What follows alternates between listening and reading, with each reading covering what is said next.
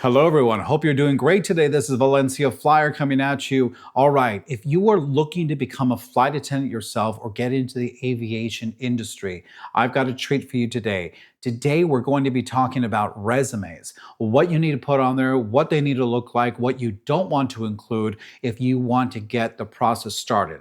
Because resumes are pretty much where everything starts. You submit your resume and then you take it from there. That's how I did it. So I'm going to show you what the airlines are looking for. There are specific things that they're looking for that really make you attractive to the airlines. So I'm going to go over what you need, what you don't need, show you my own resume. So we're going to go over that as well. All right, there's a lot to talk about. Let's get going.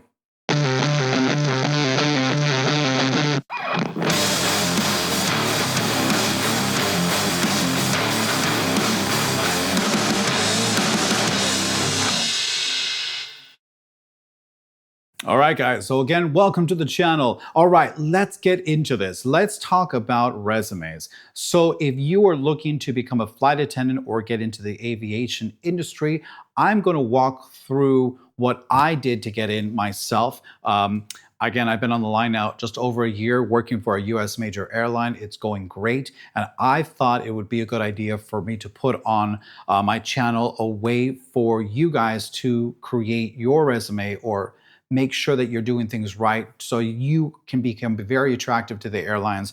Now, I put on a recently on my YouTube channel, and I think on my Instagram, that Delta Airlines is going to be hiring and starting to accept applications for flight attendants coming this September 4th. So it's only about a week away or so, September 4th, 2024.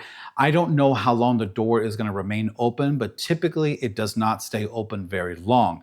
Sometimes I've heard it only stays open like a week or two, sometimes even only a day or two. So I thought that we should talk about this if you're thinking about doing this, so you can make sure that your resume looks as best and as tight and as beautiful as it possibly can. So let's go ahead and get into that.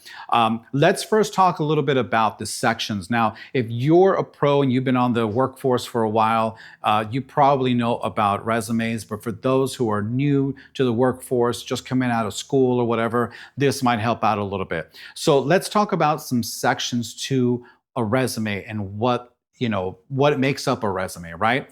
Obviously, the first thing that you're probably going to want to do is your name and contact information. That is probably going to be the first thing.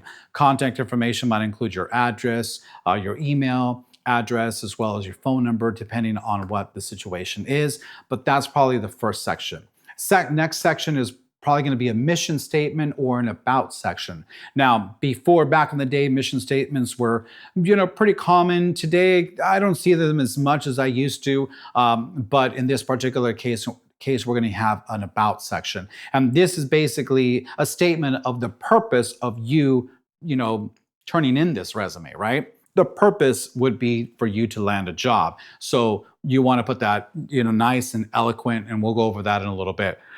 Number 3, we're going to be talking about your work experience section. So this is all your jobs that you've had in the past, things that are related to what might relate to this new job. Okay, we'll get into that. Number 4 is your education. Did you just come out of college? You can also use, online courses, extension courses with a particular college. All education is valid, so it's a place where you would want to put that in this section on your resume. Next would be your skills. So that's part 5. Your skills. Does that include, let's say, a language, a computer software, or maybe a computer system? What are the skills that you bring to the table that would help you land this job and help you become successful at this job as well? So that would be our skills section. Next is our social media section. Now, back in the day, social media wasn't as big as it was today and really had no place in resumes, but now it's huge. We have LinkedIn, we have Instagram, YouTube, Facebook, all these other, social medias that sometimes can be very important when it comes to your job, depending on what you're doing. But sometimes people want to check you out to see what kind of person you might be, and social media definitely helps them do that. And sometimes that helps you, and to be completely honest, sometimes it might not help you. So just a word to the wise: if you are doing this, then it would be a good idea to make sure that any social media links or handles that you're going to be including on your resume are those that put you in a good light, a professional light, right? Okay, next, we're going to be talking about references as well. Typically, this is a typical thing that happens at the bottom or the side of your resume that basically says, if you want more references, let me know. I'll go ahead and send them to you.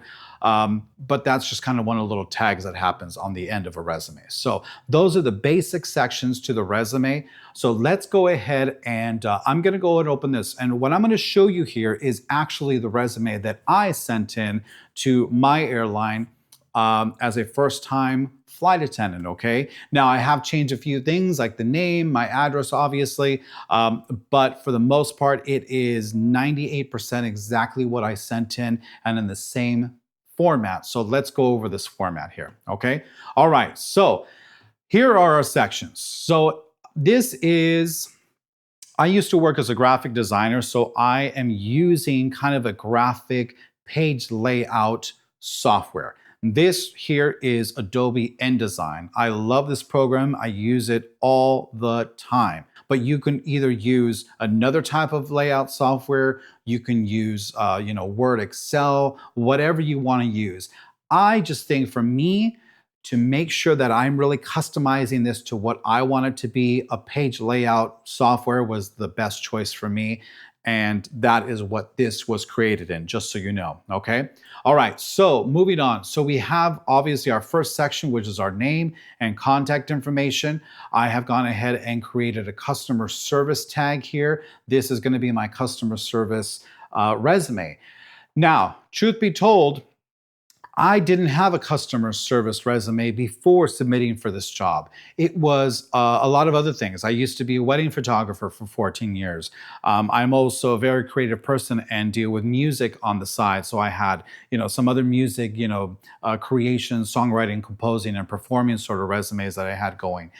So what I've done here is picked and choose the best of the best of my experience throughout my life to go on this resume to show that I have a lot of customer service experience, because that is the foot that I wanted to put forward with the airline. Because when it really comes down to it, being a flight attendant is all about customer experience and customer service, okay? Especially with my airline, customer service is very important to us. We put that as our lead. We want to make sure that our customers are having a great time with our airline, that they felt taken care of, catered to, any issues that arise, we take care of it right away. So it's really customer service oriented. So that's how I went when it came to this. So let's go ahead over to our work experience. So again, this is our name and contact information section up here. Then we have our work experience. In this particular case, I've put 4 jobs, the name of the job, the city, the year. That's what I've kind of done. Some people, you can go a little bit deeper, like month and year, or even day and year. I don't know if that's necessarily, if it's 100% necessary.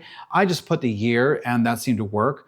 Then I'll put my job title, music production, mixing and mastering, and then a job description here below that.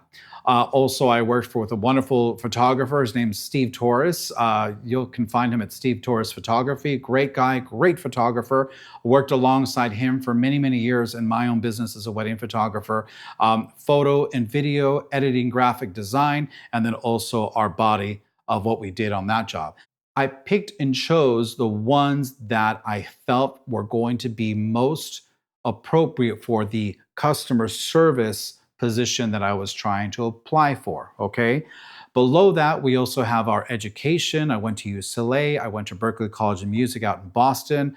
And then again, what I majored in, what I learned, just, a little snippet sort of thing. I put, again, the years. Not much more that I need to go into that. Next, I then put my skills and software. In this particular case, I thought, I'm going to go ahead and put forward the software information that I know, that I have, that I could bring to the table. Now, did I think that my airline was going to have me work on Photoshop work? No. Did I think they were going to have me, create a PowerPoint? No. But I put that on there because I wanted to show that I am knowledgeable in all these various softwares, because I want them to know that I'm teachable, that I can learn new softwares, because most likely on the job, as it is with any job, they're going to show you the specific software that is related to the specific job that you're going to be working on. So for us, we have like a website thing going on. We also have a scheduling software that we work with. And then we have a booking software and just all these little things, that connect and relate to our job that we all have to be good at. So it's not like they were going to have me do anything with these softwares. We just need to show that we're teachable and that we can learn, right? So I went ahead and did that. And then we have our references section here. This is kind of like, in my opinion, it's a little dated, but it is what it is. References available upon request. So if anyone ever asks, like, hey, can you send us some references on, those that have known you for more than 5 years, 10 years, what have you, we'd like you to send us their phone number so we can call them and ask them a few questions about you. That typically happens later on after they've received the resume. That might happen on the application process later on. But for now, for the resume section, just put references available upon request is basically the little tagline that we put there at the bottom, right? And then here on the left side, on the left column, I put my about. Here I have my mission is to consistently deliver exceptional customer service that not only meets but exceeds expectations, etc., etc. Now, this again, like I mentioned before, this is the reason that you are trying to land this job. This is the purpose of why you're sending this resume. I'm sending this resume because I believe I can be a valuable asset to your company doing this specific job. Okay, so truth be told, I took a sentence or two from this and then I used AI to complete the rest. I used ChatGPT, if I remember, to help me come up with better ideas on how I could convey this. AI is a great tool. It's a little scary in some ways, but it is a great tool to help you, not to necessarily do your homework for you. So the way I used it is I took a sentence or two from what I can come up with, and I asked this AI to say, hey, can you please come up with a mission statement for a resume for this? And it came with this big old thing, right? And I'm not going to use that whole thing. In fact, it's a really good idea for you not to do that. You don't want to necessarily do it verbatim. You just want to have it give you ideas. So I looked at this and I read it and I'm like, oh, okay, that's a cool one. Oh, I like how I like how he said that. Okay, cool. Well, let me take this one sentence, that one. I'll put them together. I'll reword it a little bit in kind of my own words. And that's kind of how I came up with this. Okay. So that's a great tool, but don't use it verbatim because it's just going to make it look like you were lazy, especially if they check up on you. So you just want to make it a little bit more to you. All right, cool. And then right below that, we have our website and social media links. Now, I have here a LinkedIn. LinkedIn is really important nowadays, as the others are. LinkedIn is a little bit more on the professional business level, but Facebook and Instagram are just as important, even if you have a YouTube channel, because they want to get a sense of who you are. Now, this is where you have to be a little careful because some of us might have some certain aspects of our social media that might not be as professional as what they might be looking at. So make sure that when you submit this, and if you do include any social media links, to make sure that that leads to more clean / professional things, if you know what I'm saying. There have been cases where I have heard where they went to a particular person's social media, they saw things that they did not like, and they threw out the resume. It happens all the time. So make sure that whatever you set up here is in a professional light and it presents you in a really nice professional light that they are going to want to work with in the future. Okay, so word to the wise there. Okay, so this is basically an idea of how I went ahead and submitted this. This is actually the resume that I submitted that actually got me to the next level. So feel free to look at this, to copy it in any way you want. But of course, you're going to want to put in your own information and maybe your own spin on it. Now, let's talk about some tips on what to do and possibly some of what not to do, okay? So let's talk about the ones to do first. Now, do yourself a favor. Number one is to proofread your resume. Please proofread your resume. You want to make sure that your contact information is correct. You want to make sure that your email is correct because otherwise they're going to send that response to the wrong email. Make sure your phone number looks right, the whole thing. I've even heard of a situation where a person misspelt their first name and they just did it because they hit the wrong key without even looking and they didn't realize that it changed it on there and they sent out with the wrong name. That's not great. That's not great. But again, make sure that everything looks nice and proofread. All the spelling is correct. All your T's are crossed. All your I's are dotted.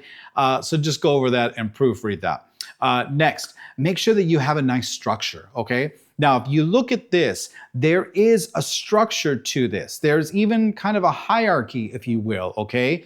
Now, I took a lot of time to create this. Believe it or not, it might look very simple, but I took probably about 5, maybe 6 hours to create this because I wanted to make sure that things were lined up, that things were evenly spaced, that things didn't look crowded, to make sure that there was, a little bit of a style and design to it, right? I wanted it to stand out. Now, I don't know if you realize, but certain airlines, especially mine in particular, receive hundreds of thousands of resumes per year. Hundreds of thousands of resumes per year. And here's a crazy fact. For my particular airline, it is harder to become a flight attendant at my airline than it is to be accepted at Harvard. Yes, you heard that correctly. Look it up. I couldn't believe it. I looked it up on Google and I was like, what? Are you serious? Statistically speaking, percentage-wise, it is harder to become a flight attendant with my airline than it is to go to Harvard. It's crazy, but that's how many resumes they receive. So you want to make sure that this first step of doing your resume is you're just putting your best foot forward, and that you got to put some time into this, right? So I did that. Made sure that the structure is looking good, to make sure that it reads easy, right? To make sure that it's not crowded, like I said, to make sure that it stands out from the big old stack of things that don't look as good resume-wise compared to yours. You want yours to stand out and go, oh, wow, okay, cool. This is easy to read. Oh, I like the font choice. Oh, there's a little color here. That's nice. Nothing over the top, right? Okay, we're going to hold on to this one and okay, I like that one, right? So you want to make sure that you're catching their eye so that they hold onto your resume a little longer, right? Next, you can also have some design aspects to it. Now, in this particular case, I went ahead and created a little bit of color. This is not a black and white resume by any means. So if you look at this on the top here, this Valencia Flyer has a little bit of a dark blue to it. Now, we didn't go crazy. We weren't going 1980s hot pink or anything like that. We don't want to do anything over the top. Again, we want to remain professional, right? But maybe with a little bit of a modern twist, right? Then over here on the sidebar, this is kind of like a blue, gray, kind of a bar here sort of thing, then I use white text on top of that. But if you notice over here, this text over here is not black. It is not black text. This is a dark gray. So I wanted to convey something a little bit more elegant, not something so black and white, but I wanted to stand out, right? So this here, what you see is more like I think it's like an 85 or a 90% gray. If it were 100% gray, that's basically black, right? Also, if you have any knowledge of fonts, like used to be a graphic designer, believe it or not, on this resume, there are 7 different styles of fonts on this resume alone. Now, it might look that there's only like 2 or 3, but there's actually 7. So let me go over this real quick with you. The first one is the Valencia Flyer. That one's pretty easy because that's the only one that looks like that on the whole page. The next one is our customer service one. Okay, there's not another one that looks that with the spacing in between the letters here, right? Then the next one is this contact information. Okay, and then our next number 4 is our work experience, our education, software references. I think the about and website and social media headings. These are my heading fonts. So that's number 4. Number 5 would be this, let's say the job and job description fonts. That's a different one. Number 5, I think I'm up to, is the Vancouver, Washington. That's a different font style right there as well. And then finally, we have our descriptions. This is a different font as well. So not that they're vastly different, but they have different weights to them, different styles. So this actually has 7 different fonts to it. You don't have to go overboard, of course, you don't have to do that. But what I'm expressing to you here is that these font choices help the eye follow on a resume that makes it very easy to read. At the same time, these font choices create like a hierarchy, right? They're creating a hierarchy so you can see easily that this job separates into the next job, separates into the next job, that the about section is its own section. So it's almost like its own divider, if you know what I'm saying. But at the same time, it's a hierarchy, and it tells the eye in which way we want the reader to read the resume. So that really, really helps. So if you have any idea on how font theory and color theory work, then definitely go ahead and do that. You can also hire a graphic designer to help you, or there are some, websites out there like Canva or Resume softwares that could help you as well. But I just wanted to give you the real, deep look into what this has inside of it to make it hopefully stand out, which obviously it did because I was able to get to the next level through this resume. Those are the tips on how I would recommend that you do that. Keep it concise, keep it short. Let's talk about a few things that I recommend that you do not do, okay? So I would not include a photo. There are some resumes out there, especially in the creative world, where some people put in their photo. If you look at the resume over here, I thought maybe for a second, should I put my photo on here? And I even left a space here on the upper left-hand corner that I could theoretically put a photo, right? But after thinking about it, I'm all, you know what? Let's not put a photo, and here's why. You don't want anyone at the airline to show any favoritism towards you, because in some industries that is enough to be like, nope, we can't hire you, we love you, you're perfect for the job, but we cannot hire you because there was this favoritism that was showed, and we cannot afford to that. We can't afford to look bad. That might bring legal problems later on. So therefore, we cannot hire you. You don't want to do that. You want to make sure that everything is on the level. So do not put a photo, in my opinion, because you don't want to have any sense of impropriety or favoritism that down the line, they're just not going to be able to hire you about, okay? All right, next. Don't make it too long. Don't make it too wordy. Okay, if you look at my about section, I think that's only about 3 or 4 sentences. It's strong, it's concise, it's to the point. Same thing with the descriptions on all of my job history here, job work experience. It's only like, again, 2 or 3 sentences. Let's just get to the gist. It doesn't have to be a whole thing. All the information that I want to display fit on one 8.5 by 11 size piece of paper. And that's kind of how you want to go. There are some resumes that I've seen that might be 2-sided or maybe 2 or 3 pages. That might be a little much, honestly. I think that might be a little much. So do your best to keep it tight, concise, simple, and straight to the point. All right, so next, don't make it hard to read.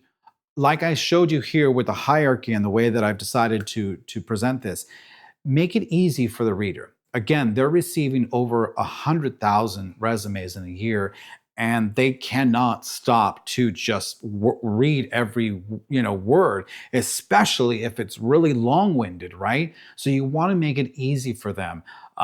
So that structure and the way that things are presented on the page will help in you getting to the next level. So keep that in mind. Okay, so here's a couple other little things that I wanted to display. Now, I am a fluent Spanish speaker, but I did not put that on my resume. Why? That's a skill, right? And it's a good skill. It's a great skill, I think. But I did not put on there. Now, I don't know if you know, but in the airline world as a flight attendant, you can work as a regular flight attendant or a language speaker. Okay. Now, because I am a fluent Spanish speaker, I did not want to be hired as a language speaker. I wanted to be hired as a regular one. Now, even though the language speakers might get a couple extra perks and they also might get a little bit higher pay as well when they're doing those types of flights, that's all good and dandy. But for me in particular, I did not want that because I didn't want to be pigeonholed into that, okay?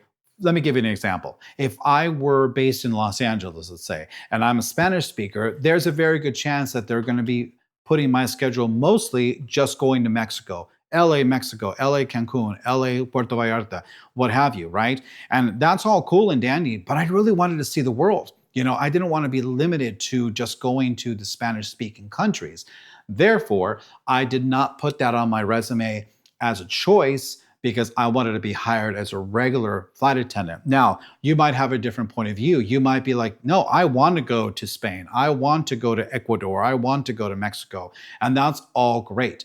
But for me in particular, it wasn't what I wanted. So that's why I kind of left that off. So just a little tip. So a few final words, guys. Remember, this is a customer service job. Yes, we are there for the safety of all of our passengers in case anything goes wrong. Absolutely. First thing is safety. But the reality is we are really serving our customer. Our airline is one of the top in the US, if not the top in the US, and we take customer service very, very highly. And we want to make sure that we are known for that. So again, if you like working with people, then this is a great fit for you. If you're not too keen on working with people and don't relate as much, then I don't know, maybe this isn't the best job for you, but that's up to you. But just know that customer service for this is utmost. It is pretty much everything when it comes to being attractive to the possible airline that might hire you. So keep that in mind as well. All right, guys. Well, that is it for now. So guys, I really hope that this helped out. Remember that there are only windows of opportunity for most airlines when they're hiring flight attendants. For my particular airline, there is one window coming up September 4th of 2024. Who knows how long that's going to be open, but I wanted to go ahead and put this video out to help out any of those people that might be looking into that. Feel free again to use anything of this design of the layout, but make sure to do your research as well. Go on Google and go type in resume, click on images right below that so you can be shown a whole mess of different examples.